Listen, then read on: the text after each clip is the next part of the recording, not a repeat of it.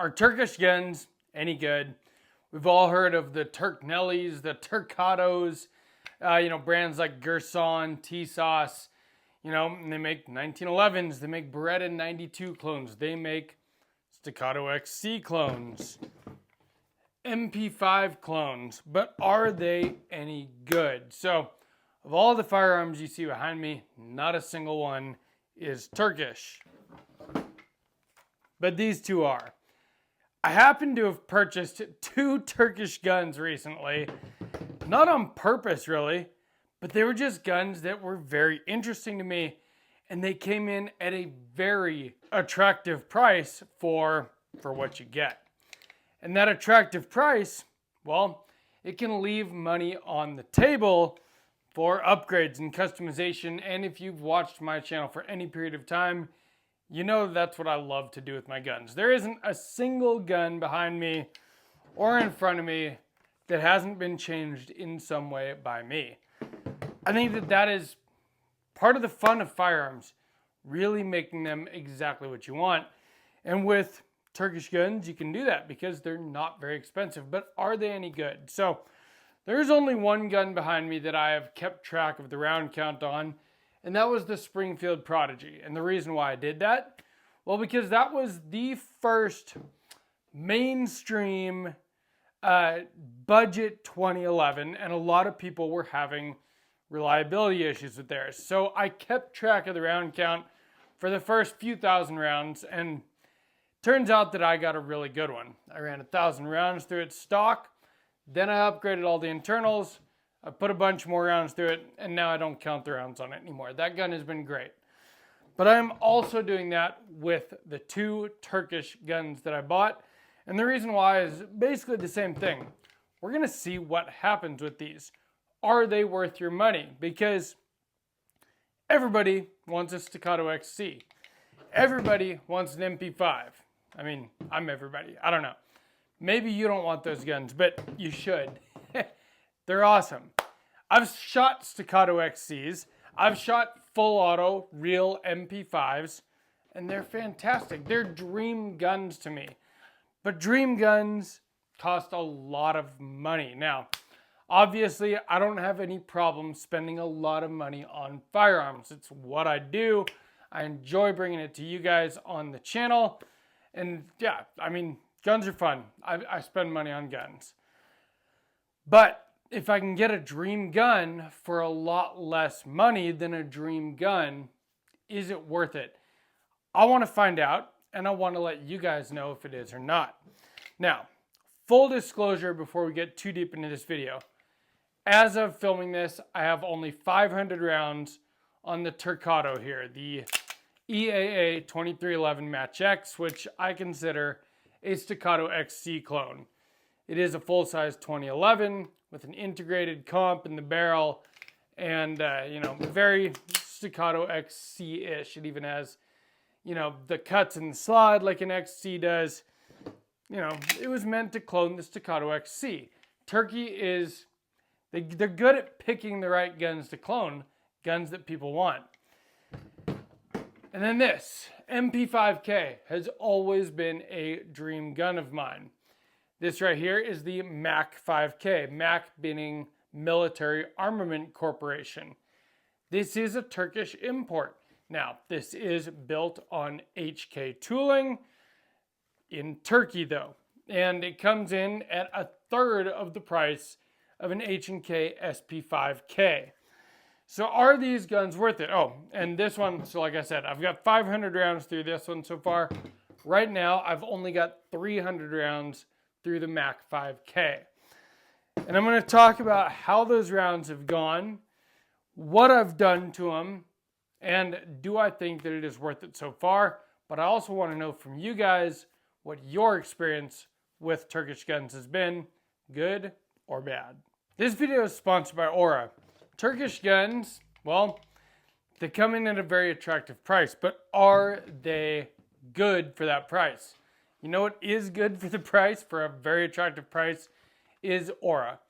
Aura is all of your online security all in one spot, so you don't need a bunch of different services, a bunch of different apps, And you can try it out absolutely free for 2 weeks if you use my link, aura.com/sawtoothtactical. 14 days to see if you think it is worth it or not. If you do, it's only $12 a month. And for $12 a month, you get everything to protect you online, which is actually really important. I use it. I love it. It does protect me online. I don't get scam calls anymore. I don't get spam calls anymore. It is sweet. But they do more than just that. They protect you from data leaks. They give you spam and junk mail removal, antivirus software, a VPN with safe browsing so you can browse the internet safely and anonymously, 3-bureau credit monitoring, scam call protection, password manager, home title monitoring, and then, like I always say, the biggest one is data broker removal. The first day that you get Aura, they go online, they scour the internet, they scour the dark web, they find anywhere where your data has been leaked and is being sold by data brokers, and it is, and they submit professional opt-out requests on your behalf, and then you stop getting those spam calls and those scam calls and those spam emails. And it just makes being alive in this day and age easier. You don't have to sift through that crap anymore. You don't have to wonder who's calling you when it's a number you don't recognize. I love it. Try it out absolutely free for 2 weeks again with my link, aura.com/sawtoothtactical. So like I said before the ad break, I have 500 rounds through the Turkado here, and I have 300 rounds so far through the Mac 5K. Now, the Mac 5K, those 300 rounds have been flawless. I've not had a single malfunction yet with this, but we are only 300 rounds in, and we're gonna keep count of the rounds on both of these guns, at least till I get to 1,000 on each of them, and we're gonna see what happens, see how they perform. But so far, 300 rounds, I've been mightily impressed with this. 200 of those 300 rounds have been suppressed because luckily right now, and hopefully not for too much longer, but tax stamps are coming through very quickly. Now, when I say not for too much longer, the Hearing Protection Act and it looks like now the Short Act have both made it on the Senate reconciliation bill for the big, beautiful bill. So maybe soon we won't even have to do tax stamps for 2-stamp guns anymore. There won't even be 2-stamp guns.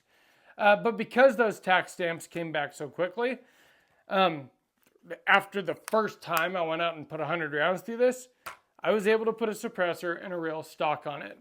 And I've been running it like this ever since. Like I said, we're going to keep round counts on both of these and see what happens. But so far with the Mac 5K, I have been totally impressed. Roller delayed blowback. This thing is ridiculously soft to shoot with the resilient Ramblin' Man, especially in the long configuration here. It's nice and quiet. I don't have to wear ear pro with this. The gun comes with a tri-lug barrel. And so put a tri-lug adapter in your suppressor, and any suppressor with tri-lug will work. It's also threaded 1/2x28. If you don't want to use tri-lug, but if you don't use tri-lug on an MP5, you're wrong. Tri-lug is awesome. The cool thing about this though is that it's $1,000, and that is about 1/3 the price of an HK. Now, is it as good as an HK? Well, so far it has been. The first 300 rounds, it's been fantastic. The fit and finish is great. The welds look great. Everything works great on this thing. The magwell felt a little tight when I first got it, but it's totally smooth now. And it has been perfectly compatible with any HK accessories. You know, the retractable buttstock here works perfectly. The Midwest Industries Picatinny optic adapter here fit it perfectly. You know, the tri-lug mount fit perfectly. The vertical foregrip handguard fit perfectly. Everything that is meant for HK MP5Ks has fit this, and the gun has been really reliable and an absolute joy to shoot. And it is actually built on HK tooling in Turkey. And Turkish MP5 clones have been a thing for a long time, and a lot of them, as far as I've been able to tell, are actually very good. a lot of good guns do come out of Turkey. Canik is from Turkey, but Canik is a clone too. It's a clone of Walther. I mean, it's pretty obvious if you take a Walther and a Canik and put them by each other, you know, but Canik has done very well for themselves. T-Sauce, they make 1911 clones. They make, I don't know if it's T-Sauce, but Gerson, they make, you know, Beretta 92 clones.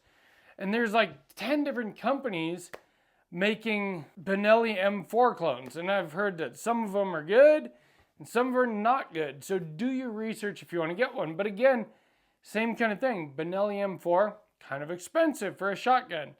But it's like the semi-auto shotgun. Well, you can get a Turkish one for a lot less money. Now, if you run it for as long and as hard as a Benelli M4, is it going to last in the same way?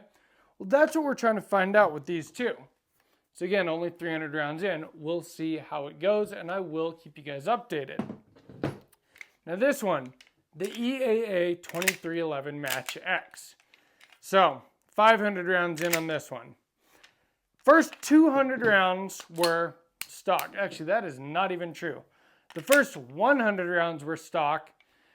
Then I put a Staccato 8-pound recoil spring and Wilson Combat buffer in here because the gun was ridiculously oversprung. Then I put another 100 rounds through it. Then I sent it to Cosent Arms and got all the rest of this stuff done to it. My original plan was to do like I did with the Prodigy, 1,000 rounds bone stock, then do upgrades. But I got impatient and I wanted to make this thing into something sweet. And that is part of the thing with Turkish guns. So, Staccato XC, over $4,000. The EAA 2311 Match X, $1,000. We're starting to see a trend here. $1,000 for the base gun here, $1,000 for the base gun here, and they're clones of much more expensive guns. Now, neither of these are cheap guns. So, $1,000 for the gun, and then I've got a $12,000 upgrade package in here, which includes porting in the slide and barrel there. It includes the EGW ignition kit, Atlas trigger, Cosent Arms aluminum grip module, which is amazing. Cosent Arms optics cut. Now this does come with an optics cut, but only for the micro RMSC optics, and you lose your rear sight. So now I've got a full optics plate system with a rear sight. I can use any optic I want. And then the Cerakote job. So that's another $1,200 package. So now we're looking at $2,200. Then we add a $300 Surefire light, and we're adding, you know, a $350 enclosed emitter Holosun EPS here. So, you know, we're at, you know, about $3,000 there. Not really a cheap pistol, but cheaper than it would be to get a Staccato XC and do all the same stuff. And I gotta admit, having shot the Staccato XC and having shot this quite a bit now at this point, this shoots better. Now, that is a bold claim. And I'm not claiming that it is better, but it does shoot flatter and faster. And that's to be expected when you've got a comp and porting. But that's kind of my point here. When you buy the gun for $1,000, you can afford to do things like porting, like new internals, like trigger jobs, Cerakote. Stuff that, you know, if you spend $5,000 on your pistol, I mean, do you really have much money left over to do this kind of custom work to it? Or do you just have a really good stock pistol? And if you have a Staccato XC, you do have a really good stock pistol. But I like custom stuff. And so to me, it was worth the risk to buy the $1,000 clone and upgrade it. Now, like I said with this one, perfectly reliable within the first 300 rounds so far. And again, this isn't cheap either. $1,000 here, but then, you know, we've got an Aimpoint on top. We've got a $1,000 suppressor on it. We've got 2 tax stamps. We've got a $300 stock. This stuff adds up as well, but these are all things that I would still want to add to an HK SP5K but then I'm starting at $3,000 versus $1,000. So that extra $2,000 that I saved went a long ways to upgrading this one. And again, perfectly reliable so far. Now, this one has not been perfectly reliable. And so that's where I'm at with this. But it's been perfectly reliable since the upgrades. So the first time I took this out, I think I had 3 malfunctions with it. Now I did try to run Prodigy mags in it. And that's where I got those malfunctions, was running the Prodigy mags. I got a lot of comments on that first video like, what do you expect? You ran different mags in, than what are meant for the gun. Well, no, they're both 2011 pattern magazines. It should run Prodigy mags, but it doesn't. The Prodigy mags do run great in the Prodigy though, makes sense. So I bought more of these Checkmate 2011 mags, and that took care of most of the reliability. But the second time I took it out, I only used the Checkmate mags. I still did have one malfunction. If I remember right, it was a stovepipe, I think. Now that was also the first time that I ran it with the 8-pound recoil spring instead of the 14-pound, I believe, that came in it. And the 8-pound recoil spring made a really good difference in how the gun felt when I was shooting it, as far as the recoil, but also the return to zero. I think the gun was oversprung from the factory. I know people think I'm crazy for changing around the internals of my guns, but once you understand how they work, it makes sense. Since getting all the upgrades from Cosent Arms, the grip module, the EGW internals, the Atlas trigger, everything tuned properly, the gun has been flawless for the last 300 rounds. Like I said, it does only have 500 on it so far, but before I got some work done to it, it was not perfectly reliable. Now, I do think that a little bit of that can be attributed to the Prodigy mags. A lot of people seem to have reliability issues with those mags. So I'm trying not to hold that against this pistol, and that's why we're going to see how it goes from here. We're going to continue to shoot both of these, and we're going to continue to do videos on them and document all the rounds that go through both of these guns, because I want to know, and I want to be able to tell you guys if these Turkish clones are worth your hard-earned money. Now, obviously, I'm not going to go out and buy 20 different Turkish guns. I have these two. I've got a Turkish MP5K, and I've got a Turkish Staccato XC. Clone. You get my point. But we're going to see how they do. But I also want to hear from you guys. I know that there's a lot of people out there that have Turkish clones of dream guns, or just of good, popular guns. How have they been? Because I've heard conflicting information, but I've mostly heard positive. But I want to know, I want to get a good sample from my viewer base here. If you have, there's a lot of Turkish 2011s coming out now. How has your Turkish 2011 performed? Have you changed parts in it? Because one of the great things, again, is kind of the same idea with the Prodigy here. When you buy a budget 2011, you can really put some money into making it awesome. And this one is. It's amazing to shoot this gun. It is really fast and really flat. So what have you done with your Turkish guns? Have you made them into something amazing with the money you saved on the base gun? Was it already amazing? Was it not? Has your reliability been good? Has it been bad? With any Turkish guns, do you have Turkish Benelli M4 clones, Beretta 92 clones, MP5, whatever? What Turkish guns do you have, and how have they been for you? Despite the hiccups that I had with this one in the first couple hundred rounds, these are actually two of the guns that I am the most excited about right now. Now, of course, it's because they're two of my newest guns, and that's kind of how the gun thing goes. You get a new gun, and it's the one you're excited about. But I've always wanted an MP5. I've always wanted a Staccato XC, and now I basically have kind of the same thing. So far, this is done exactly like an MP5K should. And this has turned into an amazing custom gun that is ridiculously fun to shoot.